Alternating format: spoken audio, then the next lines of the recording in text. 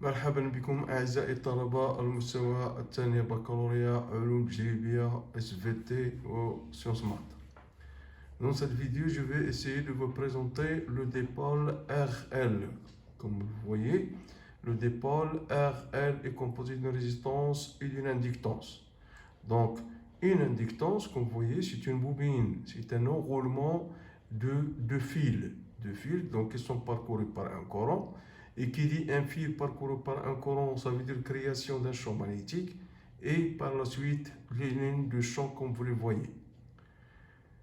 Maintenant, on va essayer donc le dépôt LL est constitué par une résistance, comme vous voyez ici, avec les différents symboles et schématisés comme ça ou bien comme ça. Et dans la réalité, les résistances, ce sont les types de résistance. L'inductance, comme vous le voyez, c'est un enroulement de fils recouvert par un isolant ou bien de vernis isolant. Et voilà les différents types de bobines. Donc, l'établissement d'un courant électrique dans un circuit comportant une bobine se fait avec un retard. Quel est ce retard? Quels sont les paramètres qui influencent? C'est-à-dire que dans le cas d'un générateur qui va alimenter un circuit qui contient une bobine, que l'allumage, par exemple, d'une ampoule qui est dans le circuit, elle se fait après un certain temps, c'est-à-dire avec un certain retard, et c'est la bobine qui a créé ce retard. Donc maintenant, passons au dipôle bobine. Donc une bobine est un dipôle constitué d'un enroulement de fils électriques, généralement en cuivre. Le fil est recouvert d'une gaine ou d'un vernet isolant, comme vous voyez ici. C'est du cuivre, c'est un fil de cuivre qui est recouvert d'une gaine en plastique ou bien d'un vernet isolant. C'est ça, c'est un enroulement, c'est un ensemble de spires, c'est un ensemble de spires. Ou bien, elle est schématisée comme suite, avec deux bords, donc c'est un récepteur, c'est un dipôle. Passons maintenant au symbole d'une bobine. Donc une bobine est caractérisée par une résistance R, ce qu'on appelle une résistance interne, exprimée en ohm, et une autre grandeur physique appelée inductance, notée L. Donc une bobine est constituée par une inductance L, et une résistance petit r, qu'on appelle une résistance interne. Donc puisqu'il s'agit d'un récepteur, donc le sens de la tension est opposé au passage de courant. Passons maintenant à la réponse d'un dipôle RL à un échelon de tension. Un dipôle RL est l'association série, d'une bobine pure L et d'une résistance R. On se propose d'étudier la réponse d'un dipôle RL. Comme vous voyez le circuit, RL est composé d'une résistance R, d'une bobine composée d'une inductance L et d'une petite résistance qu'on appelle une résistance interne, un interrupteur K, soit ouvert, soit fermé, on va le voir, et d'un générateur qui est doté d'une force électromotrice. Aussi bien que le courant il passe de la borne positive vers la borne négative et le sens des électrons, c'est le sens inverse. Passons maintenant, on met le commutateur en position 1. Pendant une durée suffisante, l'échelon de tension appliqué est 0 à E. Donc à l'instant T, c'est-à-dire à l'ouverture, lorsque l'interrupteur est ouvert, donc la tension est nulle, mais lorsqu'on ferme, c'est-à-dire il y a un échelon, donc la tension passe au bord de la bobine de 0, ou bien la tension au bord de la bobine, elle passe de 0 à E, c'est-à-dire à la force électromotrice. Donc considérons maintenant cette maille. Si on applique la loi d'additivité des tensions, ce qui permet d'écrire que EL plus ER est égal à E, avec EL c'est la tension aux bornes de la bobine, ER c'est la tension aux bornes de conducteur ohmique, c'est-à-dire aux bornes de la résistance, EE c'est la force électromotrice, donc EL plus ER est égal à E, comme UL est égal à L dI sur dt plus RI, et UR est égal à RI, donc c'est ça la tension donc la tension globale, donc si L di sur dt plus RI grand RI est égal à E. Soit L di sur dt plus R plus petit r I est égal à E. Donc on divise l'ensemble par R plus R, ce qui donne que L sur R plus petit r di sur dt plus I est égal à E sur R plus petit r. Donc on pose que taux est égal à taux est égal à L sur R plus R. Donc ça veut dire que taux est égal à L sur RT, ce qui donne que l'expression devient taux di sur dt plus I est égal à E sur RT. Donc maintenant, on va essayer de trouver la solution à cette équation. Une fois trouvé l'équation, donc on va essayer de chercher la solution. Donc la solution de l'équation différentielle est écrite sous forme du it est égal à exponentielle mt plus b. Donc maintenant dans cette équation, donc il suffit de déterminer les constantes a, m et b. Donc o, a, m, b sont des constantes à déterminer. Donc la dérivée du i par rapport au temps, donc on dérive cette solution par rapport au temps, ce qui donne di sur dt est égal à moins ma exponentielle moins mt. Donc on place dans l'équation différentielle, moins taux m a exponentielle moins mt plus a exponentielle plus b est égal à e sur rt. Donc on met en facteur a exponentielle moins mt, ce qui donne moins taux m plus 1 plus b moins e sur rt est égal à 0. Cette égalité est vérifiée quel que soit t. Si moins t moins taux m plus 1 égale à 0 et b moins e rt est égal à 0. Ce qui donne que m est égal à 1 sur taux est égal à rt sur L et b est égal à e sur rt. Maintenant, on va déterminer A. Donc, une fois qu'on a déterminé M et B, il nous reste à déterminer A. Détermination de A par la condition initiale sur ET. L'intensité, donc là, on voit la détermination A par les conditions initiales. Donc, l'intensité juste avant et après la fermeture, on a KI t est égal à 0 moins est égal à IT 0 plus est égal à 0. L'intensité de courant traversant une bobine est une fonction continue. Donc, puisqu'on a la limite à droite de 0 moins et 0 plus, c'est-à-dire juste avant la fermeture et juste après la fermeture est égal à 0, l'intensité de courant traversant une bobine est une fonction continue. Donc, ce qui donne que IT est égal à 0 est égal à A est égal à A exponentielle 0 plus B plus 0, soit B est égal à moins A est égal à moins E sur RT. Et finalement, on trouve l'expression que UT est égal à E sur RT, facteur de 1 moins exponentielle moins T sur taux avec taux est égal à L sur RT. Donc, la tension aux bornes d'une bobine, par convention récepteur, la tension ELT, son noyau de fer. Il y a donc le rôle du noyau de fer, il permet d'augmenter l'aimantation.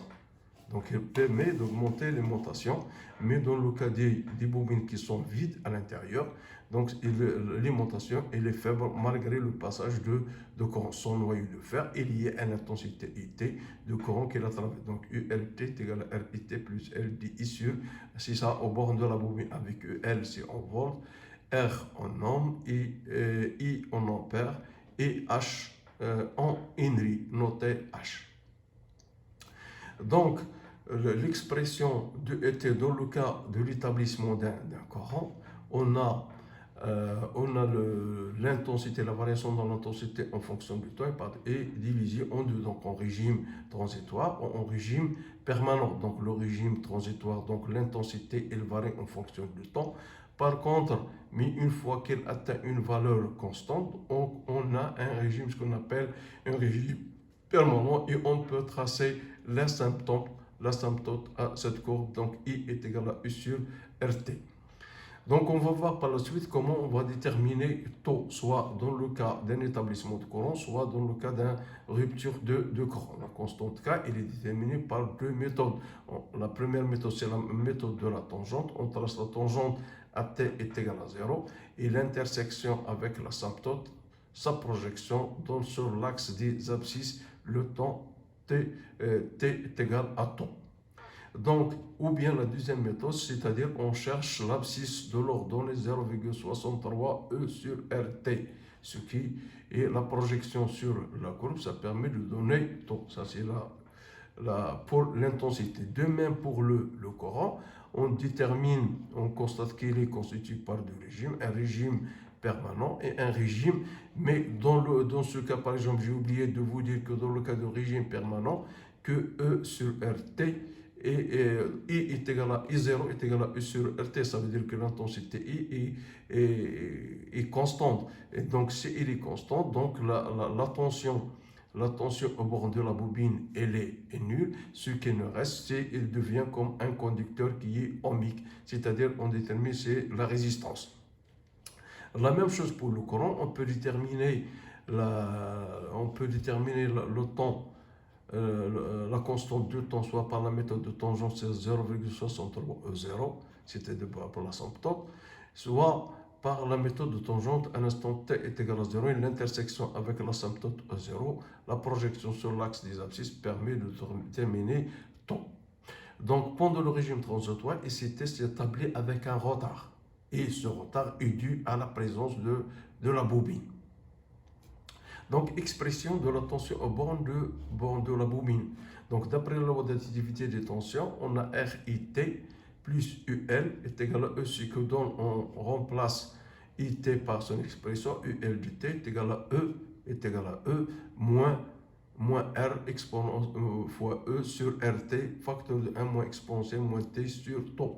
En négligeant petit r devant grand R, ce que RT devient, RT est égal à R est égal à la résistance ohmique, d'où UL, T est égal à E, facteur de 1 moins T à la puissance taux avec taux est égal à L sur R, puisqu'on a négligé la résistance interne relative à la bobine. Donc, l'allure de la courbe, donc, elle est décroissante. Donc, c'est une fonction qui est décroissante. Donc, ça permet, et à partir de là, on peut déterminer, comme auparavant, la constante de temps par le tracé de la tangente, ou bien 0,63 fois E. Donc, maintenant, on a vu l'établissement de courant, on a résolu l'équation. La seule différence, c'est que la somme de LDI plus R égale à 0, c'est-à-dire la tension au bord de la bobine plus la tension au bord de la résistance est égale à 0. Ce n'est pas comme le cas de l'établissement de courant. Dans le cas de rupture, dans le cas de l'établissement, la somme est égale à E, mais dans le cas de la rupture du courant, on a la somme des tensions au bord de la bobine et au bord de la résistance est égale à 0. Donc la même procédure pour la résolution de l'équation. Donc ce qui est donc que sa solution est de la forme I est égal à E sur R exponentielle moins T L sur R. Donc soit avec E sur R est égal à I0, donc I est égal à I0 exponentielle moins T L sur R. On aura aussi dans ce cas QER est égal à RI, donc on multiplie par R, on remplace I par son expression, donc ER est égal à RI est égal à E exponentielle moins T sur L sur R. IELT est égal à LDI sur DT, donc ce qui donne, donc on dérive I par rapport au temps, ce qui donne est égal à moins E exponentielle moins T L sur R. Donc c'est ça la tension au borne de la bobine, et ça c'est la tension au borne de la résistance ohmique. Donc dans le cas de la rupture de courant, donc l'expression du IT c'est une fonction décroissante. Donc on peut déterminer la constante du temps soit par le méthode, soit par ce sont tous des méthodes graphiques, mais seulement soit par la méthode des tangentes, on trace la tangente à l'instant t est égal à 0. À l'instant t est égal à 0, et l'intersection avec l'asymptote t est égal à 0, ça permet de donner taux. Ou bien on peut, au lieu de 0,63 E sur R pour le cas de l'établissement de courant, dans le cas de la rupture, c'est 0,37 E sur R. Donc, ce qui permet, et l'intersection l'ordonnée, l'abscisse de l'ordonnée 0,37 E sur S, ça permet de donner la constante de temps. De même pour la tension de rupture de courant. Donc, on a la constante de temps, les mêmes, la tangente, soit par la méthode de tangente, et soit par la méthode de 0,37, c'est-à-dire l'ordonnée de 0,37 E. On cherche son abscisse par l'intersection avec la courbe, ça permet de déterminer temps.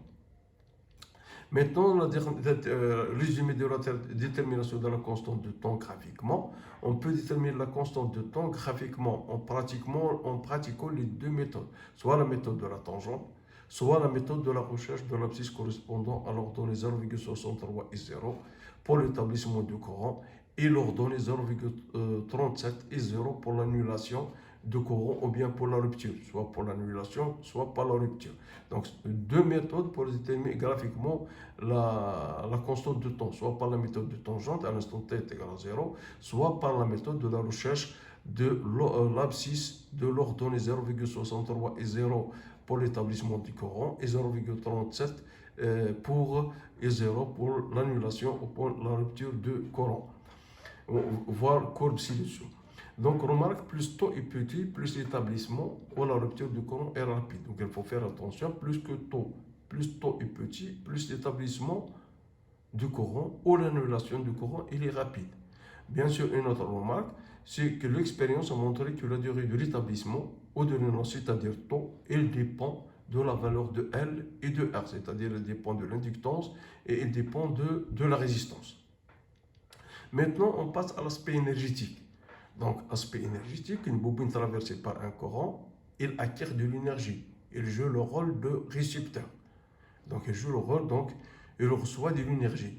Mais on a vu dans la partie de RC, c'est-à-dire le condensateur, on a vu qu'un condensateur, il peut emmagasiner de l'énergie. On peut dire qu'une bobine en acquiert. Car il est impossible de stocker l'énergie dans une bobine pour l'utiliser ultérieurement. À chaque fois qu'on coupe le courant, donc il n'y a pas de stockage de courant au niveau de la bobine. En effet, dès qu'elle cesse d'être alimentée, la bobine se décharge. Donc ce n'est pas comme le cas d'un condensateur où on peut stocker de l'énergie qu'on peut utiliser en cas de besoin. Mais dans le cas d'une bobine, donc une fois l'alimentation, on cesse l'alimentation, la bobine se décharge car le courant est s'annule. Donc l'énergie d'origine magnétique, donc l'énergie d'origine magnétique dans une bobine d'inductance L, un instant T traversé par un courant d'intensité I et donné par IT est égal à 1 demi LI avec I. L'énergie T est exprimée en joules. Et merci de votre attention.